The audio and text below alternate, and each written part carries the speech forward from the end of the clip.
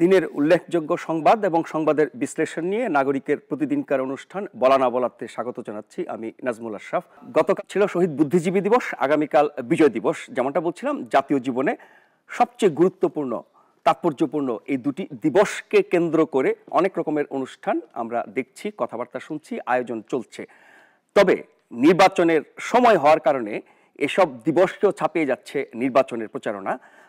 শহীদ বুদ্ধিজীবী দিবস বা বিজয় দিবসের অনুষ্ঠানগুলোতেও নির্বাচনের কথা, প্রচারণার কথা, অভিযোগ পাল্টা অভিযোগ, এই সব কিছু আমরা দেখছি। সব মিলিয়ে নির্বাচন পরিস্থিতি এই মুহূর্তে কেমন চলছে সেটি নিয়ে আমরা আজকে কথা বলবো। আমাদের আজকের আলোচনার বিষয় নির্বাচন পরিস্থিতি কোন দিকে।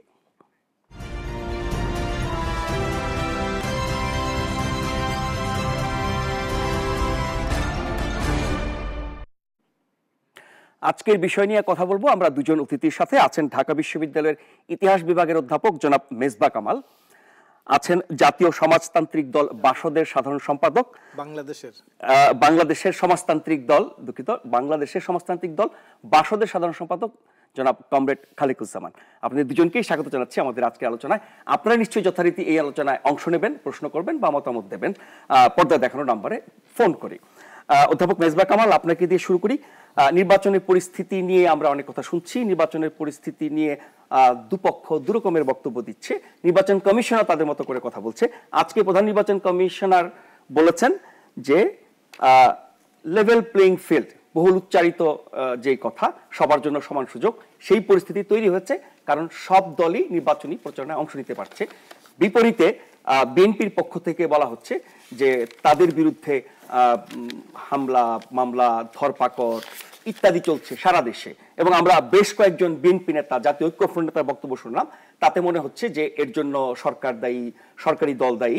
তবে রিজভী সাহেব, বিএনপির মুখপাত্র, তিনি বলেছেন যেহেতু তাফসিল ঘোষণার পর থেকে সকল দায় দায়িত্ব নির্বাচন কমিশনের, সেই জন্য তিনি প্রধান নির্বাচন কমিশনারকে এর জন্য দায়ী করেছেন, যিনি বলছেন যে লেভেল প্লেইং ফিল্ড নিশ্চিত হয়েছে।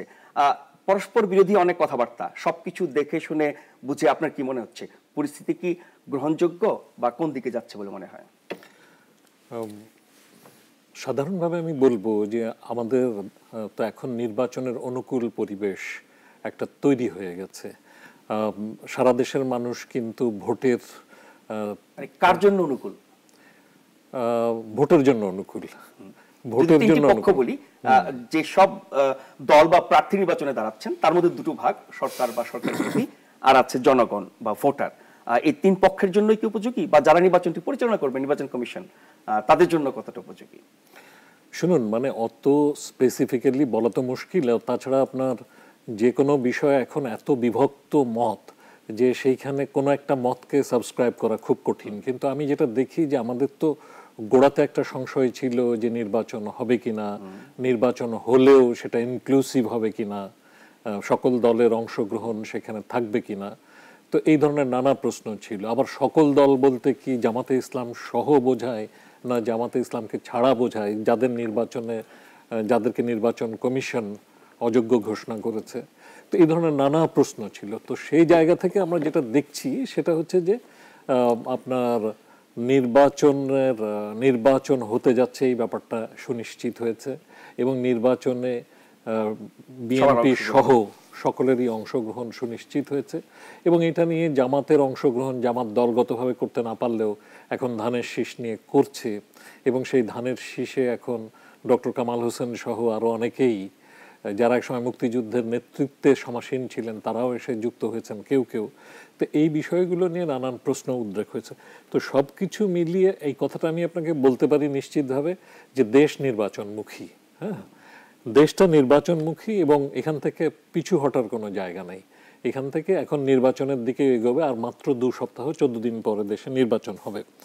আর এখন লেভেল প্লেইং ফিল্ড কথাটাকে তো নানা দিক থেকে দেখা যায়। হ্যাঁ, একটা দিক হতে পারে যে সব দল সমান সুযোগ পাচ্ছে কিনা, তো সেইখানে আপনার বা সবাই সভা সমাবেশ করতে পারছে কিনা, আবার সেটা একটা দিক।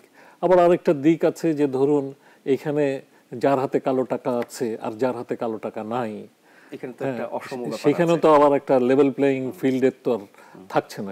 আর যারা ক্ষমতায় আছেন, যারা ক্ষমতার বাইরে, এখানে কোনো অসমতা আছে না? যেখানে ক্ষমতায় আছেন এবং ক্ষমতায় নাই এটা তো একটা মৌলিক প্রশ্ন। কিন্তু ধরুন টেকনিক্যালি স্পিকিং যে আপনার এই সময়টা তো প্রধান দায়িত্ব চলে গেছে নির্বাচন কমিশনের কাছে, এবং এবার কিন্তু আমরা দেখছি অন্য যে কোনো সময়ের তুলনায় নির্বাচন কমিশন তুলনামূলকভাবে, আমি তুলনামূলকভাবে শব্দটা ব্যবহার করছি, কারণ আপনি রাতারাতি কিন্তু মানে মৌলিক কোনো পরিবর্তন আশা করতে পারেন না, তবে তুলনামূলকভাবে নির্বাচন কমিশন অনেকটা বেশি অ্যাসার্টিভ। তো সেদিক থেকে নির্বাচন কমিশন কথা বলেছে, কিন্তু তারপরেও আপনার আমি যে কথাটা বলতে শুরু করেছিলাম যে আপনার ধরুন নির্বাচনে যাদের হাতে কালো টাকা আছে, যাদের হাতে পেশি শক্তি আছে সেটা আছে। তাছাড়া আমরা দেখেছি যে 2014 সালের নির্বাচন তো আমাদের সবারই মানে আপনার আমাদের মনোজগতের মধ্যে আছে। তো সেই যে ভয়াবহ অভিজ্ঞতা, এবং সেই অভিজ্ঞতা যাদের কারণে তৈরি হয়েছিল তারা কিন্তু এই নির্বাচনে আসছেন, কাজে তাদের ভূমিকা কি হবে, হ্যাঁ সেই জায়গাটা নিয়ে নিশ্চয়ই শঙ্কা আছে মানুষের মনে। বিশেষ করে আপনার সংখ্যালঘুরা, এ দেশে কিন্তু সংখ্যালঘুর জন্য নির্বাচন মানেই নির্যাতন, এবং সেই ক্ষেত্রে আপনার আমাদের দেশে নির্বাচন এলে শুধু তারা আক্রমণের শিকার হন তাই না, নির্বাচন এলে দেশত্যাগের ঘটনা পর্যন্ত ঘটতে শুরু করে। কাজেই সেখানে নারী নির্যাতন হয়। তো এরকম ব্যাপারগুলো নিয়ে কিন্তু তাদের বিভিন্ন মহল থেকে উদ্বেগ প্রকাশ করা হয়েছে, শুধু সংখ্যালঘুদের তরফ থেকেই নয়, হ্যাঁ, আমাদের ধর্মীয় সংখ্যালঘু, জাতিগত সংখ্যালঘু, আমাদের আদিবাসীরা আছেন, অন্যান্যরা আছেন, তাদের দিক থেকে করা হয়েছে। আমাদের দেশের যারা মানবাধিকার নিয়ে কাজ করেন তাদের সবার তরফ থেকে কিন্তু আপনার উদ্বেগ ব্যক্ত করা হয়েছে। কাজেই আপনার তার জন্য লেভেল প্লেয়িং ফিল্ডের কথাটা তো ভাবতে হবে, যে সংখ্যালঘুর জন্য লেভেল প্লেয়িং ফিল্ড সেটা কি আছে আমাদের দেশে, তার আপনার নিরাপত্তার সুনিশ্চয়তা কে দিচ্ছে? আমাদের নির্বাচন কমিশন একটা ঘোষণা দিয়েছেন, কিন্তু সেই ঘোষণাকে কার্যকর করার জন্য কি কি সুনির্দিষ্ট পদক্ষেপ তারা নিয়েছেন সেটাও কিন্তু আমরা জানি না। তো এই সব কিছু মিলিয়ে আপনি লেভেল প্লেয়িং ফিল্ডকে শুধুমাত্র এক রৈখিকভাবে ব্যাখ্যা করাটা খুব কঠিন।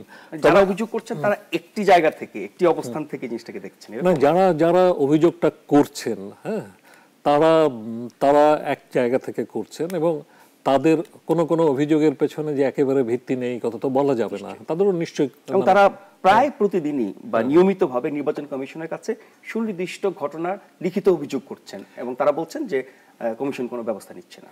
হ্যাঁ, কিন্তু আবার মানে তারা সেটা বলছেন, এবং এই ব্যাপারে একজন নির্বাচন কমিশনার দেখেছি যে তারা বলেছেন যে তাদের অধিকাংশ অভিযোগই আপনার ভিত্তিহীন বলে প্রমাণিত হয়েছে, কিন্তু যেগুলোর ভিত্তি আছে সেগুলোর ব্যাপারে কি ব্যবস্থা নির্বাচন কমিশন নিল সেটা কিন্তু আমরা এখনো জানি না। কাজে যারা অভিযোগ করছেন যে তাদের যে কোনো ভিত্তি নেই তা না, কিন্তু আবার আমরা কিন্তু দেখছি যে দেশের বিভিন্ন জায়গায় যে যারা আপনার সরকারের সাথে যুক্ত বা ক্ষমতাসীন মহাজোটের সাথে যুক্ত তাদের উপরেও কিন্তু বিভিন্ন জায়গায় হামলা হয়েছে, তাদের মানুষ মারা গেছে এবং বিভিন্ন জায়গায় হামলা হচ্ছে। এমনকি আপনার যে পেট্রোল বোমা, সেই পেট্রোল বোমার ঘটনাও কিন্তু ঘটেছে। তো এই যেটা 2014 সালের স্মৃতিকে স্মরণ করিয়ে দেয়। তো সবকিছু মিলিয়ে আপনার প্রশ্নটাকে আপনার আজকে পর্যন্ত কি আপনি সন্তুষ্ট? আমি আজকে পর্যন্ত যে পরিস্থিতি, তাতে করে ধরুন সন্তুষ্ট হওয়ার জায়গা কোথায়? ইতোমধ্যে প্রাণহানি হয়েছে, হ্যাঁ, আমরা আমাদের সকলের কাছে প্রতিটা প্রাণী মূল্যবান হওয়া উচিত, হ্যাঁ, তো সেখানে কিন্তু রক্তক্ষরণ মানে ঘটতে শুরু করেছে, এবং যেভাবে আপনার মানে বিভিন্ন রেটরিক্স ব্যবহৃত হয়েছে, যেগুলো ধরনের রেটরিক্স ব্যবহৃত হয়েছে, তাতে করে কিন্তু মানে মনে হয়েছে যে আপনার পরিস্থিতিকে উত্তপ্ত করার চেষ্টাও চলছে। তো এরকম একটা জায়গা থেকে, সেই জায়গা থেকে আশঙ্কা আছে। তবে আমি বলবো যে ধরুন এখন পর্যন্ত বড় ধরনের কোনো ব্যাপার ঘটেনি। তবে নির্বাচন কমিশনের জন্য কিন্তু এখনই হচ্ছে আমি মনে করি সতর্ক হওয়ার এবং আপনার মানে আপনার অ্যাসার্টিভ হওয়ার, হ্যাঁ, নিয়ন্ত্রণের মধ্যে পুরো বিষয়টাকে নিয়ে আসার সময় এখনই মোক্ষম সময়। আমরা দুজন দর্শকের কথা শুনে কমরেড খালেকুজ্জামানের কাছে আসছি। কে আছেন কোত্থেকে? হ্যালো, আসসালামু আলাইকুম। ওয়ালাইকুম আসসালাম। আমি কামরুজ্জামান লাবলু, নাটোরের লালপুর থেকে বলছি। আমি দুজন আলোচকের কাছে আমার প্রশ্নটা, বিএনপি যত অভিযোগ করছে বারে বারে, প্রতিদিন, প্রতি ঘন্টায়, প্রতি মুহূর্তে, এই অভিযোগ এত করার কারণে কি অভিযোগের গুরুত্বটাই কমে যাচ্ছে না? সেই বাঘের মতন, বাঘের গল্পের মতন বাঘ আসলো, বাঘ আসলো, বাঘ আসলো, কিন্তু সত্যিকার যখন বাঘ আসছে তখন তো বিএনপির এই অভিযোগগুলো মানে গুরুত্বহীন হয়ে জি যাবে। আরেকটি প্রশ্ন কি আপনার? আমি পাবনা বেড়াখালী থেকে বলছি। জি আমার নাম হচ্ছে মোহাম্মদ খায়রুল। জি জি আর আপনার ঐক্য ফ্রন্টের যে সাইড যে আপনি বিএনপিতে যোগ দিছে, ওনা আপনার হলো এখানে বেড়াখানা থেকে আপনি টুকু সাহেব নির্বাচনের জন্য ওখানে মানে তারা জনসভা করতে পারছে, কিন্তু সাইডের নির্বাচনের জনসভা হচ্ছে না। এটার আপনার ওবায়দুল কাদের বলে, যেমন শেখ হাসিনা বলে যে আমাদের আইনগত ব্যবস্থা আছে, সুস্থভাবে নির্বাচন হবে, কিন্তু আসলে এখানে তো জনগণ কোনো সুস্থ নির্বাচনের কিন্তু আশ্বাস দেখতে পাচ্ছি না। সেটি আপনার উদ্বেগের কারণ। ধন্যবাদ আপনাকে কমরেড খালেকুজ্জামান। আমরা দর্শকের প্রশ্ন দুটির জবাব নেব, তার আগে যেমনটা অধ্যাপক মেজবা কামালকে জিজ্ঞেস করেছিলাম যে আজ পর্যন্ত সামগ্রিক যে নির্বাচন পরিস্থিতি এবং যতগুলো পক্ষ আছে তাদের কথাবার্তা অভিযোগ সবকিছু নিয়ে পরিস্থিতি কেমন দেখছেন? প্রথমে আমরা আজকে 15ই ডিসেম্বরে আছি, তার গতকালকে গেল বুদ্ধিজীবী শহীদ বুদ্ধিজীবী দিবস, আগামী দিন আমাদের বিজয় দিবস। একদিকে শোকের নীল সাগর, আরেকদিকে বিজয়ের উচ্ছল আনন্দ। কিন্তু প্রশ্ন হলো যে আমাদের বুদ্ধিজীবীরা তাদের কেন হত্যা করা হয়েছিল, কি চেতনা তারা জাগ্রত করেছিলেন, এবং সেই দিন সেই চেতনার মধ্যে এই গোটা জাতির সামনে পথ নির্দেশ কী ছিল, এগুলো নিয়ে কোনো আলোচনা কিন্তু নাই। শহীদুল্লাহ কায়সার কি সমাজ, কি রাষ্ট্র দেখতে চেয়েছিলেন, বা অন্য শহীদ বুদ্ধিজীবীরা কি ধরনের গণতান্ত্রিক ব্যবস্থা চেয়েছিলেন, কি ধরনের সেকুলার সমাজ চেয়েছিলেন, এগুলি কিন্তু পরিষ্কারভাবে আছে, সেগুলি কিন্তু কেউ ভুলে উচ্চারণ করে না। আর তারপরে আমাদের 16 তারিখে আমরা যে নির্বাচনের কারণে সেটি নির্বাচন না, এটা বিগত কোনো সবসময় এটা চাপা পড়ে যায়, কারণ তারা যেই বুদ্ধিভিত্তিক সাধনায় সেদিন গোটা জাতিকে পথ নির্দেশ করেছিলেন তার থেকে বিচ্যুতির পথেই দেশ পরিচালিত হয়েছে, সেই কারণে তারা চেপে যান। তো ফলে এখন এই যে মুক্তিযুদ্ধের যে কথা বলছি, মুক্তিযুদ্ধটা সেটা খুব কম দৃষ্টান্ত এরকম আছে যে একটা যুদ্ধের মাধ্যমে দেশ স্বাধীন হয়। কমরেড খালেকুজ্জামান, আপনি বলছিলেন যে বুদ্ধিজীবী দিবসের যে চেতনা এবং শহীদ বুদ্ধিজীবীরা কি চেয়েছিলেন, কেমন বাংলাদেশ চেয়েছিলেন, সেই আদর্শ সেই চেতনা থেকে আমরা অনেক সরে গেছি, এই জায়গাটা ছিলেন। এবং সেটা একটা দিক, সেটা হলো যে এখানে যেহেতু সেই সময়টা নাই, নাহলে আমি আপনার প্রত্যেকের এই দুঃখের বিষয় হলো সেই বুদ্ধিজীবীদের বক্তব্যগুলি সেগুলি আজকে বই আকারে প্রকাশ করার সেই দায়িত্বটাও এখন কিন্তু পালন করা হচ্ছে না। ফলে কিছু কিছু বই এক সময় সেগুলি পাবলিশড হয়েছিল, কিন্তু এগুলি এখন খুঁজে পাওয়া দুষ্কর। ফলে আমরা যে বাংলাদেশ মুক্তিযুদ্ধের চেতনার কথা বলি, সেই চেতনা জাগিয়ে তুলেছিলেন এই বুদ্ধিজীবীরা, এবং সেই কারণে তাদের হত্যা করা হয়েছিল। তাহলে আজকে সেটাকে আমরা বিস্তৃত হতে চলেছি। এরপর যদি আসে আমাদের বিজয়, আমরা কি বিজয় অর্জন করলাম, তার মানে স্বৈরতান্ত্রিক শাসনের বিরুদ্ধে গণতান্ত্রিক চেতনার বিজয়, শোষণমুক্ত শোষণযুক্ত যে পুঁজিতান্ত্রিক লুটপাটের যে শাসন, সেখানে তার বিরুদ্ধে একটা সমাজতান্ত্রিক চেতনার বিজয় অর্জন করেছি। এবং অসাম্প্রদায়িকতা, সাম্প্রদায়িক বিভাজনের বিরুদ্ধে অসাম্প্রদায়িক সেকুলার চেতনার সেই বিজয় অর্জন করেছি। আমরা সাম্রাজ্যবাদের সঙ্গে গাঁটছড়া বাঁধা, তাদের কাছে নতজানু হওয়ার বিরুদ্ধে স্বাধীন জাতীয় বিকাশের চেতনার বিজয় অর্জন করেছি। যদি তাই হয় তাহলে আজকে কি সেই বিষয়গুলি আলোচনায় আছে, নাকি তার কোনো সন্ধান পাওয়া যাবে? আমরা যখন যুদ্ধ শুরু হয়েছিল 3টা কথা দিয়ে শুরু হয়েছিল, সাম্য, মানবিক মর্যাদা, সামাজিক সুবিচার। তাহলে সেই সাম্য কোথায়? এখন 22 পরিবারের বিরুদ্ধে আমরা লড়াই করে 70,000 কোটিপতি পরিবার তৈরি করেছি। আমরা গণতন্ত্রের কথা, জনগণের ক্ষমতায়নের কথা বলে সেখানে আমরা বাস্তবে হয় সামরিক স্বৈরশাসন নাহলে বেসামরিক স্বৈরশাসনের মধ্যে আমরা ঘুরপাক খাচ্ছি। এবং আমরা যেটা বলছি যে সমাজতন্ত্রের কথা বলেছি, শোষণহীন সমাজ ব্যবস্থার কথা বলেছি, কিন্তু পুঁজিতান্ত্রিক ব্যবস্থায় দেশ পরিচালিত হচ্ছে। আমরা বলছি যে ধর্মনিরপেক্ষতা, ধর্ম যার যার রাষ্ট্র সবার, কিন্তু সেই রাষ্ট্রকে ধর্মনিরপেক্ষ করতে হবে। এখন সেইখানে একটা রাষ্ট্রধর্ম এবং সেই বিসমিল্লাহ খচিত রাষ্ট্রধর্ম আমাদের কপালে ঝুলছে। ফলে এবং ধর্মের রাজনৈতিক ব্যবহার, নিকৃষ্টতম রাজনৈতিক ব্যবহার সেটা চলছে। ফলে একদিকে স্বাধীন জাতীয় বিকাশের পরিবর্তে সাম্রাজ্যবাদী কোন শক্তি কার পক্ষে কতখানি মদত দেবে, এটার প্রতিযোগিতা চলছে। এগুলি মুক্তিযুদ্ধের চেতনা।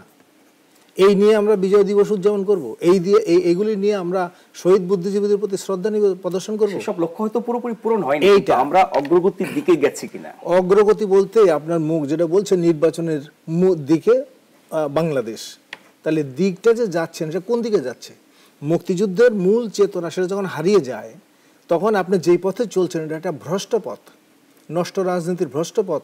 সুতরাং আপনি এখন যে নির্বাচনের কথা, নির্বাচন বলেন, শাসন ব্যবস্থা বলেন, আইন কানুন বলেন, প্রশাসন, কোনো জায়গায় যতক্ষণ পর্যন্ত যে আকাঙ্ক্ষা, যে চেতনার ভিত্তিতে দেশ গড়ে উঠেছে সেখান থেকে বিচ্যুত হয়ে শাসন কার্য পরিচালনা করবেন, সমস্ত কিছু নষ্ট হয়ে যেতে বাধ্য। এখানে ৭১-এর ওই সব লক্ষ্য চেতনা ৪৭ বছর পর, এটি কি শুধু বাংলাদেশের ব্যাপার? আমি বলছি যে বৈশ্বিক যে পরিবর্তন, যে বাস্তবতা, বিশেষ করে অর্থনৈতিক নীতি নির্ধারণের ক্ষেত্রে যদি বলি, সেটির কি প্রভাব আছে না, বা সেই বাস্তবতা কি খাপ খাওয়াতে হবে না? সেই বাস্তবতা দুই রকম। এখন অনেকে বলবেন যে সমাজতন্ত্র তো এখন নাই। আমেরিকা ৬০ কিলোমিটার দূরে কিউবা, তাহলে বিশ্বের সবচেয়ে বড় শক্তিধর দেশের কোলে বসেও সেই কি আমেরিকাতে কিন্তু বেকার আছে, হোমলেস আছে, পৃথিবীর সবচেয়ে ধনী রাষ্ট্র হয়ে সেই অবস্থা। কিন্তু কিউবা তো সেখান থেকে তারা দাঁড়িয়েছে, নিজের শক্তির উপর দাঁড়িয়েছিল। উত্তর কোরিয়া যে ইরাক, এগুলিকে লিবিয়া, সিরিয়া ধ্বংস করছে, কিন্তু উত্তর কোরিয়া তো পারে নাই। তাদের অনেক সমালোচনা আমি করতে পারি, সমাজতান্ত্রিক অনেক দেশটির ভিতরে কি অবস্থা সেগুলো জানলে পরে তো মনে হয় সেটা যে হতে পারে, সেগুলো হলো যে একটা প্রয়োগের মধ্যে অনেক ঘাটতি থাকতে পারে। কিন্তু জনসাধারণ সমাজতন্ত্রের নীতি আদর্শকে অনুসরণ করার কারণে যতখানি জনগণের অধিকার দিতে পারে, যতখানি জনগণের বিকাশের পথটা খুলতে পারে, সেটা পুঁজিবাদে সম্ভব নয়। এটা এখন আমেরিকার যে বার্নি স্যান্ডার্সের মুখে শুনছেন, এটা এখন করবিনের মুখেও শুনছেন। পুঁজিবাদী দুনিয়ায় আজকে সেই কথা উঠে আসছে। ফলে হয়তো আরেকবার এটা একটা বিতর্ক নয়, এটা আরেকদিন। এখন আমরা সাম্প্রতিক বিষয়ে আসি। এই যে লক্ষ্য উদ্দেশ্য, যেহেতু বিজয়ের মাস, আপনার শহীদ বুদ্ধিজীবী দিবস, বিজয় দিবসের মাঝখানে দাঁড়িয়ে আমরা কথা বলছি, সেখানে এই মুহূর্তে যে নির্বাচনটি হচ্ছে এবং নির্বাচন কেন্দ্রিক যে রাজনীতি, সেখানে মুক্তিযুদ্ধের পক্ষ বিপক্ষ বিতর্ক আছে। সেই জায়গায় এই চেতনা, লক্ষ্য উদ্দেশ্যের প্রতিফলন, নির্বাচনী রাজনীতি যেহেতু অনেক গুরুত্বপূর্ণ, প্রতিশ্রুতির মাধ্যমে তারা দেশ শাসন করবেন, সেটার প্রতিফলন কতটুকু দেখছেন?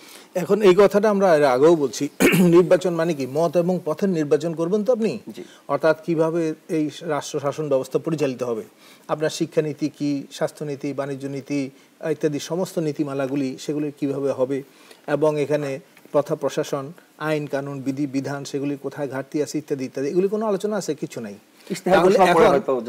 ইশতেহার মানে আপনি একটা লিখে দিলেন কতগুলি কথা। এখন প্রশ্ন হলো যে যেই কারণে আমি আগে বলছি যে আমরা নির্বাচন তো এবার করছি না, সারা বছর পড়াশোনা না করে যদি আমরা পরীক্ষার সময় আসে তাকে পরীক্ষা দিতে বলেন তো ও তো ফেল করবেই। আমরা 10টা সংসদ নির্বাচন করেছি এই পর্যন্ত, বলেন তার ফল কি? আমরা কি এইসব নির্বাচনের মাধ্যমে এগুলিকে প্রশ্নবিদ্ধ হওয়ার হাত থেকে রক্ষা করতে পেরেছি? আমরা কি এর মধ্য দিয়ে একটা গণতান্ত্রিক শাসন সেটা প্রতিষ্ঠা করতে পেরেছি, আইনের শাসন প্রতিষ্ঠা করতে পেরেছি? এবং যত দিন যাচ্ছে ততই কিন্তু সেটা একটা অবনতির দিকে যাচ্ছে।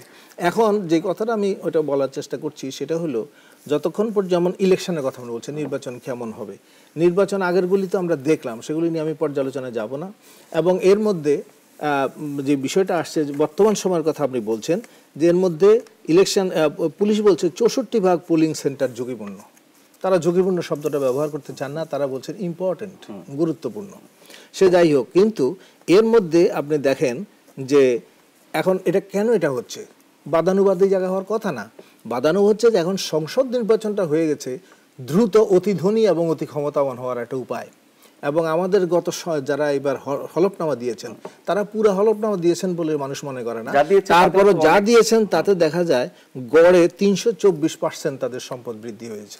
এমন কোন ব্যবসা, সামগ্রিক বিকাশের ফল কিনা সেটাও আমরা, এমন কোন ব্যবসা বাংলাদেশে নাই যে সেখানে আপনার এই 324 ভাগের বিনা মূলধনে এইভাবে তারা মুনাফা। আমরা এই আলোচনাতে ফিরবো, তার আগে আমরা একটা বোকাইয়ের প্রশ্ন নিতে চাই। শুনি বোকাই কি বলতে চায়। এখন কথা হইল, ইলেকশন কমিশন নাকি কইছে বড় নেতাগো হয়রানি করা যাইব না, তার মানে কি ছোট নেতাগো করা যাইব? গুরুত্বপূর্ণ প্রশ্ন বোকাই, গুরুত্বপূর্ণ, সবার জন্যই নিশ্চয়ই একই হওয়া উচিত। অধ্যাপক মেজর কামাল, আমরা বোকাইয়ের প্রশ্ন এবং আগে দুজন দর্শকের প্রশ্নে আসবো, তার আগে কমরেড খালেকুজ্জামান যে সামগ্রিক চিত্র বর্ণনা করেছেন সেটি তো খুবই হতাশাজনক। আমরা কি এতটাই হতাশ অবস্থায় আছি? আসলে খালেকুজ্জামান ভাইয়ের কথা থেকে যে জিনিসটা বেরিয়ে এসছে সেটা হচ্ছে যে আমরা কিন্তু আশু বিষয়গুলোকে নিয়ে ব্যতিব্যস্ত থাকছি। আমরা এখন তো স্বাধীনতার 47 বছর, আমাদের বিজয় দিবসের 47তম বার্ষিকীতে আমরা তো সেইখানে একটা দীর্ঘমেয়াদী পরিকল্পনা, দীর্ঘমেয়াদী দৃষ্টিভঙ্গি গ্রহণ করা প্রয়োজন। তো সেই জায়গাটাই কিন্তু আমরা পাচ্ছি না। সরকার, শেখ হাসিনার সরকার কিন্তু অনেক দীর্ঘমেয়াদী পরিকল্পনা এবং সুদূরপ্রসারী লক্ষ্য এগুলো নিয়েই কাজ করছে গত 10 বছর ধরে। না শুনুন, রাজনীতির ক্ষেত্রে কিছু কিছু তো অগ্রগতি হয়েছে মানে আমি বলছি যে ধরুন এই যে 2021 সালের যে রূপকল্প তৈরি করা, এটাকেই আমি এক ধাপ অগ্রগতি মনে করি। 2041 সালের কথা আছে, তারপর তিনি শতকের কথাও বলেছেন। হ্যাঁ, 2041 আছে, শতকের কথা আছে। তো সব মিলিয়ে ধরুন এই যে একটা রূপকল্প চোখের সামনে হাজির করা, একটা রূপকল্প যখন আপনার সামনে থাকে তখন আপনি তার সাথে এনগেজ করতে পারেন। তখন আমরা হয় তাকে গ্রহণ করতে পারি, অথবা তাকে বিরোধিতা করতে পারি, অথবা তার সাথে আলাপ আলোচনার সাপেক্ষে সেটাকে ইমপ্রুভ করতে পারি সবাই মিলে। তো এইটা যে একটা ভিশন যে পলিটিক্সের সামনে, মানে পলিটিক্যাল পার্টিস গুলো আমাদের সামনে দিতে শুরু করেছে, এটা নিজেই ইটসেলফ একটা ডেভেলপমেন্ট। কিন্তু আপনার দেখুন যে মানে এই রূপকল্পগুলোর মধ্যে যা আছে, কিন্তু মৌলিক জায়গাগুলোকে অ্যাড্রেস করছি আমরা। যেমন ধরুন, আমি যদি আবার শহীদ বুদ্ধিজীবীদের কথাতেই আসি, আমি ইতিহাসের ছাত্র, আমরা ইতিহাসে পড়াই ফরাসি বিপ্লবে বুদ্ধিজীবীদের ভূমিকা, বা পৃথিবীর বিভিন্ন দেশে যেখানে যুগান্তকারী ঘটনা হয়েছে সেখানে আপনার বুদ্ধিজীবীদের কিংবা মানে তাদের একটা বিশেষ ভূমিকা হয়তো মানে বিকাশের একটা স্টেজে এসে থাকে। তো সেই ক্ষেত্রে বাংলাদেশের যে মহান স্বাধীনতা সংগ্রাম, এটাকে মানে খালিকুজ্জামান ভাইরা বিপ্লব বলুন বা না বলুন, হ্যাঁ, ঘটনাটা হচ্ছে যে এটা তো বাঙালি জাতির এবং বাংলাদেশের সকল জাতির মানুষের যে হাজারোধিক বছরের যে ইতিহাস, সেই ইতিহাসের সবচেয়ে বড় উথাল পাথাল করা ঘটনা। তো এই ঘটনায় আপনার এইটা তৈরিতে কিন্তু বুদ্ধিজীবীদের একটা বিরাট ভূমিকা ছিল। কারণ নতুন সমাজটা কেমন হবে, নতুন দেশটা কেমন হবে, তার একটা রূপকল্প কিন্তু তারা তৈরি করেছিলেন। সেই জায়গাগুলো কি সেই স্বপ্ন অনুযায়ী এগুলো তো পরের কথা, সেগুলোকে আমরা জানি কিনা। হ্যাঁ, যে কথাটা আপনার বলছিলেন, এই ধরুন একটু আগে জামান ভাই বলছিলেন যে আপনার আনোয়ার পাশা, শহীদ আনোয়ার পাশা, যার লেখা রাইফেল রুটি আওরাত, মানে তিনি 71-এ বসে 71 নিয়ে উপন্যাস লিখছেন এবং অসাধারণ সেই উপন্যাস। এবং তিনি কিন্তু আমাদের যে 14ই ডিসেম্বরের যে শহীদ বুদ্ধিজীবীদের কথা আমরা স্মরণ করি, সেই শহীদ বুদ্ধিজীবীদের একজন। তো সেই আনোয়ার পাশা, তিনি মানে তার অনেক লেখা আছে বাঙালি জাতির, বাঙালি সংস্কৃতির, বাংলা ভাষার শেকড় সন্ধানের ক্ষেত্রে তার মানে অতুলনীয় ভূমিকা। কিন্তু তিনি ধরেন গণতন্ত্রের প্রশ্নে তার যে লেখাগুলো, সেই গণতন্ত্রকে তিনি কিভাবে পারসিভ করেছেন, সেই বিষয়গুলো নিয়ে সেগুলোকে আমরা আজকে জানি। আমরা কি জানার পরে তো সেগুলো চর্চা করার প্রশ্ন, আমরা কিন্তু এটাকে ভুলে যাওয়া, রাষ্ট্রকে বাক্যটা শেষ করি, ধরুন আমরা ভুলিয়ে দেওয়ার কাজ করছি। যেমন ধরেন যে শহীদ বুদ্ধিজীবীদের লেখা, তাদের লেখাগুলো আমি একটা গবেষণার কাজ হাতে নিয়েছি। তো এই ঢাকা বিশ্ববিদ্যালয়ের শহীদ বুদ্ধিজীবী যারা 20 জন শহীদ হয়েছেন, এক বিশ্ববিদ্যালয় থেকে 20 জন শহীদ হওয়া যাতা ব্যাপার নাকি? সেইখানে পৃথিবীতে আপনি কোন বিশ্ববিদ্যালয় পাবেন যেখানে 20 জন শহীদ হন? তো সেইখানে তাদের লেখাগুলো, সেগুলোকে তো জোগাড় করতে পারছেন না, সেগুলো হারিয়ে গেছে। এগুলো পুনর্মুদ্রণের কাজ বাংলা একাডেমি করছে না, হ্যাঁ, বা আর কেউ করছে না। এবং এই ব্যাপারগুলোই তো। জি নিশ্চয়ই। কে আছেন ফোনে কোত্থেকে? জি, আসসালামু আলাইকুম। ওয়ালাইকুম আসসালাম। আমি চট্টগ্রাম থেকে বলছি, আমার নাম আলম খান। জি, আমার প্রশ্নটা হলো দুজন বিজ্ঞ আলোচককে, এই যে আজকে সিইসি ঘোষণা করলেন ডক্টর কামালের উপর যারা গতকাল হামলা করেছে তাদের তদন্ত হবে, শাস্তি হবে। উনি তদন্ত কাকে দিয়ে করাবেন? পুলিশ তো এখানে এক পেশা হয়ে গেছে।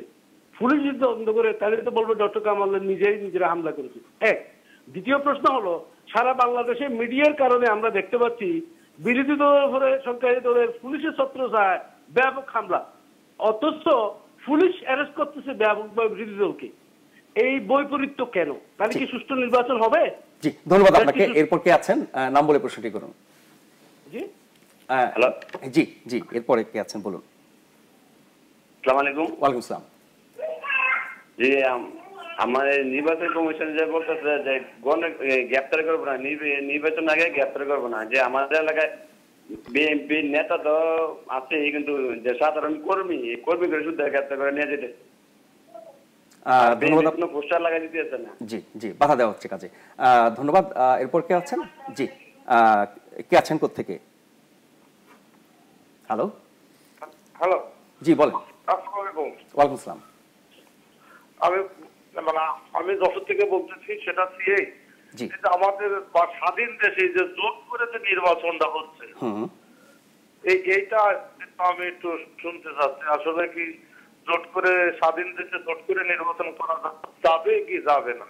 জোট করে নির্বাচন তো বৈধ, মাধ্যমে মানে জোট করে নির্বাচন তো বৈধ, মানে এর কি কোনো সমস্যা দেখছেন আপনি? আমি সমস্যা দেখতেছি, যদি জোট করে না থাকতো, তাহলে আমার জোট যদি না থাকতো, জি, তাহলে আমাদের মন্ত্রী বা এমপিরা যে কাজগুলো এর ভুল ও ধরতে পারতো, ওটা ধরতে পারতো। যখন জোটে যাচ্ছে, তখন আমাদের মন্ত্রী যে এমপিদের যে সমস্যাগুলো, জি, এগুলো তো আসলে কেউ ধরতে পারছে না। জি, ধন্যবাদ আপনাকে। আমরা প্রশ্ন জমে গেছে, আমরা স্যার এগুলো একটু ছোট ছোট করে নিয়ে নিই। অধ্যাপক মেজবা কামাল, প্রথম যিনি প্রশ্ন করছিলেন যে প্রধান নির্বাচন কমিশনার যেই কথা বলছেন আপনার ডক্টর কামাল হোসেনের উপরে হামলার ব্যাপারে তিনি তদন্ত করে ব্যবস্থা নেবেন, তিনি বলছিলেন যে যাদের দিয়ে তদন্ত করাবেন পুলিশ, তাদের উপরে কোনো ভরসা নাই, তারা তো ঠিকমতো তদন্ত করবে না বলে তার আশঙ্কা। শুনুন, মানে তদন্ত তো মানে শুধুমাত্র পুলিশ একমাত্র অথরিটি না, তদন্ত তো নানা পর্যায়ে নানাভাবে হতে পারে।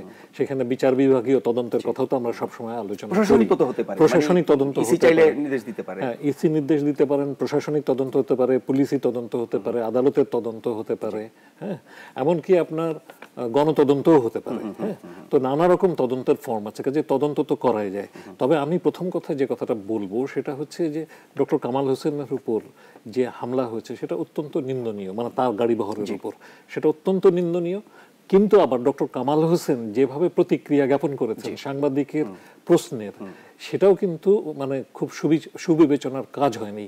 এবং সাংবাদিকরা তো প্রশ্ন করবেনই, এবং যখন কামাল হোসেনের মতো মানুষ যারা লিবারেল পলিটিক্সের কথা চিরদিন বলেছেন, তারা যখন যে জামাতের মতো দেশবিরোধী রাষ্ট্রবিরোধী শক্তির সাথে হাত মেলান এবং একই মার্কা নিয়ে নির্বাচন করেন, এবং শুধু তাই নয়, কামাল হোসেনের দলের একজন নেতা সম্প্রতি যে নিজামীর কবর জিয়ারত করেছেন সেই খবরও কিন্তু আমরা পত্রপত্রিকায় দেখেছি। তো এই যদি হয় অবস্থা, তখন কিন্তু সাংবাদিকরা তো প্রশ্ন করতেই পারেন, সারা দেশের মানুষই তো এই প্রশ্ন করছে। তো কাজেই সেইখানে এইরকম প্রশ্ন এলেই যে মানে সাংবাদিকের মুখ বন্ধ করার চেষ্টা করতে হবে, এটাও কোনো শুভ লক্ষণ নয়। এবং তার প্রতিটি বক্তব্য মন্তব্য গোটা দেশের মানুষ টেলিভিশনে দেখেছে এবং শুনেছে। হ্যাঁ, এবং সেটা আপনার মানে সেটা কিন্তু শুধু সাংবাদিকদের নয়, সেটা কিন্তু সারা দেশের মানে সুবিবেচনা প্রসূত মানুষ যারা, তাদের সবাইকে আহত করেছে। শুনি বোকাই কি বলে। যা দেখতে আসি আর শুনতাছি তাতে তো দেহি পক্ষই মাঠে, বিপক্ষ দলেরা কই? আচ্ছা, এটি একটি গুরুত্বপূর্ণ প্রশ্ন। কমরেড খালিকুজ্জামান, এর আগে আমরা বেশ কয়েকজন দর্শকের কাছে যে প্রশ্নটি শুনেছি, পুলিশের ভূমিকা, বিরোধী পক্ষ যারা আছে, বিএনপি, জামাত, নাগরিক ঐক্য, আপনার ঐক্যফ্রন্ট, তাদের নেতাকর্মীদের বিরুদ্ধে পুলিশের ধরপাকড়, হামলা ইত্যাদি ইত্যাদি। আবার আরেকজন বলছিলেন নাটোর থেকে কামরুজ্জামান বাবদু, যে প্রতিদিন বিএনপি যে হারে অভিযোগ করছে তাতে করে এর বিশ্বাসযোগ্যতা কমে যাচ্ছে কিনা।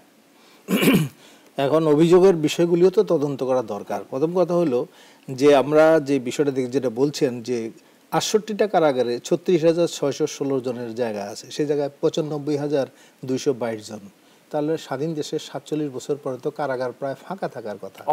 এই অবস্থা অপরাধ হবে, কিন্তু সেই অপরাধের দুইটা দিক আছে। একটা হলো অপরাধ যেই সমাজ জন্ম দেয় সেই সমাজ ব্যবস্থাকে পরিবর্তন করে অপরাধের মাত্রা কমানো, একটা হলো অপরাধের শাস্তি বিধান করা, একটা হলো সংশোধন করা, একটা হলো যেই ভিত্তির উপরে যে সামাজিক অর্থ ব্যবস্থার মধ্যে অপরাধ জন্ম নেয় সেই ব্যবস্থার পরিবর্তন করা। তিনটা মিলেই হচ্ছে এখানে বিচারের প্রশ্ন। যাক, সেই প্রশ্নে আমি আলোচনা যাব না। এখন যেটা আসছে সেটা হলো যেটা বলছেন যে মানুষ যে সংশয় ব্যক্ত করছেন, তাহলে এই সংশয়টা আমরাও দেখছি। সেটা হলো যে এখন এই নির্বাচন কমিশন কি করবে। নির্বাচন কমিশন যেটা বলছেন যে এখন সব তার অধীনে। আসলে আমাদের যে নির্বাচনগুলি হয়েছে 10টা, 6টা দলীয় সরকারের অধীনে হয়েছে, একটাও ক্ষমতার পরিবর্তন হয়নি। আর বাকি যেগুলি তত্ত্বাবধায়ক সরকারের অধীনে হয়েছে সেগুলো কিন্তু ক্ষমতার পরিবর্তন ঘটেছে। এখন ইন্ডিয়া বিতর্ক যাই থাকুক, এটা দেখা যায়। একটা প্রশ্ন আছে, তাহলে কি মানে সরকারি দলকে হেরে প্রমাণ করতে হবে যে দলীয় সরকারের অধীনে ভালো নির্বাচন হয়? সেটা অতীত অভিজ্ঞতা হলো এই, কিন্তু এখন একটা বাস্তবতা। কোনো কোনো দেশে সরকারের অধীনে নির্বাচন হয়, কিন্তু আমাদের দেশের যে বাস্তবতা সেই বাস্তবতায় এখন এটা বাস্তব না। আর নির্বাচন কমিশন হলো আপনার জমিদারি ব্যবস্থা বহাল রেখে নায়েব গোমস্তা স্বাধীনভাবে কাজ করছে, এই কথাটা যেমন মানুষের কাছে গ্রহণযোগ্য হয় না, তা আমাদের এখানে ডিফ্যাক্টো আসলে ইলেকশন কমিশন স্বাধীন নয়। ডি জুরে ইলেকশন কমিশনকে স্বাধীন আমরা বলতে পারি, কিন্তু ডিফ্যাক্টো তা নয়। এবং এখানে যেটা উনি বলছিলেন বিপ্লব কিনা, হ্যাঁ 1971 সালে তো বিপ্লব হয়েছিল ঠিকই। এখন যেই প্রশ্নটা আসছে, যে আমি এর আগেও একটু বলতে চেয়েছিলাম যে ইলেকশন কমিশন তারা নিজেরা কি বলছে। এখন 25শে নভেম্বর 122টা নির্বাচনী তদন্ত কমিটি হয়েছিল, ইলেকট্রাল ইনকোয়ারি কমিটি, এবং এরপরে যে 244 সদস্যের উদ্দেশ্য করে একটি করে অভিযোগ নিষ্পত্তি করলেও 122টা করা যেত। Election commissioner, chief election commissioner বলছেন, তিনি বলছেন 22টারও তদন্ত হয়নি এবং উনি হতাশ। তাহলে এই হলো, সেক্ষেত্রে তিনি তো নির্দেশ দিতে পারেন, তার সেই সাংবিধানিক সেটা বলছেন ওনার নির্দেশ যে কার্যকরী হয় না, সেটাও এখানে উল্লেখ করা আছে। আর একটা হলো যে আরেক নির্বাচন কমিশনার তিনি যেটা বলছেন সেটা হলো বিভিন্ন স্থানে অনিয়ম সত্ত্বেও বিভিন্ন স্থানে উনি বলছেন যে নির্বাচন কর্মকর্তাদের তথ্য সংগ্রহে পুলিশ 2 মাস পূর্বে মাঠে নেমেছে ইত্যাদিগুলি সমালোচনা করেছেন। এবং তারপরে তিনি বলছেন যে 2টা ইলেকশনের কথা, একটা নির্বাচন কমিশন বা যে কোনো কমিশনার যদি সরকারের বা প্রশাসনের সহযোগিতা না পান, সেখানে তো তিনি তার কর্তৃত্ব খাটাতে পারেন, সেটা কি তিনি বলছেন কিনা। আমরা একজন দর্শকের ফোন নিয়ে ফেরত আসছি। কে আছেন কোত্থেকে? নির্বাচনের বিষয়ে কথা বলবো, তবে আমি একটু পলিটিক্যাল এফেক্ট করবে। জি বলেন। জি, আসসালামু আলাইকুম। ওয়ালাইকুম আসসালাম। হ্যাঁ, আমি দুইজন অতিথির কাছে প্রশ্ন রাখতে চাচ্ছিলাম। জি বলেন। প্রশ্নটা হলো, আমাদেরকে কিছুদিন আগে যে আশ্বাস যে প্রাইম মিনিস্টার নামাইলো ইলেকশনে যে নিরপেক্ষ এবং সুষ্ঠু নির্বাচন হবে, কিন্তু আমরা এই আশ্বাসেই নির্বাচনে সাধারণ মানুষ নেমেছি, কিন্তু আমরা কি সেই আশ্বাসের উপর ভিত্তি করে থাকতে পারবো, সেটুকুই আমার জানার। ধন্যবাদ আপনাকে অধ্যাপক মেজবা কামাল। প্রধানমন্ত্রী যে আশ্বাস দিয়েছিলেন নির্বাচন কি সে মোতাবেক হচ্ছে কিনা, তিনি আশ্বাস রাখতে পারবেন কিনা? মানে প্রশ্ন তো নানা দিক থেকে উঠছে এবং তোলাই যায়। তবে আমি মনে করি যে আপনার এখন পর্যন্ত নির্বাচনের পরিস্থিতি এখন পর্যন্ত কিন্তু মানে আশঙ্কার মতো জায়গায় যায়নি বলে আমি মনে করি। আপনার বিশেষ করে ধরুন আমাদের পার্শ্ববর্তী দেশেও, বিশেষ করে আমাদের পার্শ্ববর্তী দেশের কোনো রাজ্যে নির্বাচনে যেরকম সহিংসতা হয়, তার তুলনায় আমাদের রেকর্ড কিন্তু বরাবরই ভালো ছিল 2014 ছাড়া। হ্যাঁ, আর 2001-এও আমরা ভয়াবহ নির্বাচনের আগে পরে আমরা ভয়াবহ সংখ্যালঘু নির্যাতন দেখেছি। কিন্তু এবার আমরা প্রত্যাশা করি যে নির্বাচনে সহিংসতা আপনার সেই পরিমাণে ঘটবে না। তাই বলে একেবারে সহিংসতার আশঙ্কা যে উড়িয়ে দেওয়া যায় হবে কিনা সেটা বলা খুব মুশকিল। তবে আমি মনে করি যে এই ব্যাপারে রাষ্ট্র এবং প্রশাসনের অনেক বেশি সতর্ক হওয়ার ব্যাপার আছে। আমরা কিন্তু একটা সুষ্ঠু নির্বাচন চাই, সারা দেশের মানুষের প্রত্যাশা হচ্ছে সুষ্ঠু নির্বাচন।